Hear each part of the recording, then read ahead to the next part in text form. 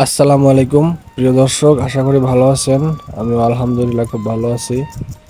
রমজান কেমন কাটাচ্ছেন জানাবেন। প্রতিদিনের ন্যায় আজকেও গিয়েছিলাম আমি আমার সবজি পরিদর্শনে। গিয়ে দেখলাম আমার পেঁয়াজ ক্ষেতটা পুরো একেবারে শুকনা হয়ে আছে। এটা এখন নিড়ানো খুবই প্রয়োজন, তাই এটাকে আমি একটু মাটিটারে নিড় দিয়ে দিচ্ছি, যেন সার দিলে এবং পানি দিলে সঠিকভাবে প্রত্যেকটা গাছের চারার গোড়ায় সার এবং পানি যেতে পারে। তো তারই ধারাবাহিকতায় দেখতে পাচ্ছেন আমি সুন্দরভাবে প্রত্যেকটা গাছের গোড়া থেকে গোড়া সুন্দরভাবে নিড় দিয়ে দিচ্ছি।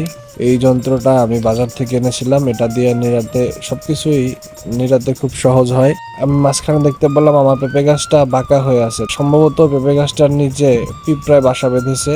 পিঁপড়ার বাসাটাকে সুন্দরভাবে ভেঙে দিয়ে মাটিটাকে সুন্দরভাবে বসিয়ে দিয়ে গাছটাকে একটু পরিচর্যা করে দিলাম। তারপরে আমার বাকি যেই পেঁয়াজের ক্ষেতটুকু ছিল সেটুকু আমি নিড় দিয়ে দিলাম। তো এই পেঁয়াজগুলো আমি লাগিয়েছিলাম শীতের একেবারে শেষ প্রান্তে। 1 মাস বয়স হয়েছে, এর ভিতরে আমি এটার পরিচর্যা দিতে পারি নাই একটু ব্যস্ততার কারণে। আজকে আমি আমার এই পেঁয়াজের ক্ষেতটাকে নিড় দেওয়ার পরে পানিও দিয়ে দিয়েছি। আশা করি 10-15 দিনের মধ্যেই পেঁয়াজ ওঠা শুরু হবে, গাছের গোড়ায় যেই পেঁয়াজের গোটা থাকে। তো এটা আমার একটা বারায়া মরিচ, কালো জিরা মরিচ বলতে বলে অনেকে।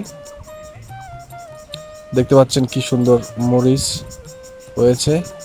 মূলত আমার এই প্রজেক্টটা হচ্ছে পেঁপে গাছের প্রজেক্ট। তারই ধারাবাহিকতায় দেখতে পাচ্ছেন প্রত্যেকটা জায়গায় 7 ফুট অন্তর অন্তর পেঁপে গাছ লাগানো আছে। পেঁপে গাছের পাশাপাশি আমি এই টুকটাক সবজি করছি, যেন এটা মৌসুমী ফসল হিসাবে, সাথী ফসল হিসাবে নিতে পারি। সবাই আমার জন্য দোয়া করবেন, আমার এই ছোট্ট প্রজেক্টের জন্য দোয়া করবেন। আমার এই অ্যাগ্রো, এখান থেকে আমি অর্গানিক ফুড ক্রিয়েট করি। সমস্ত সবজি অর্গানিকভাবে নিজের জন্য, নিজের পারিবারিক চাহিদা মেটানোর জন্য এই প্রজেক্টটা হাতে নিয়েছি। তো সবাই সুস্থ থাকবেন, ভালো থাকবেন। ধন্যবাদ। আসসালামু আলাইকুম।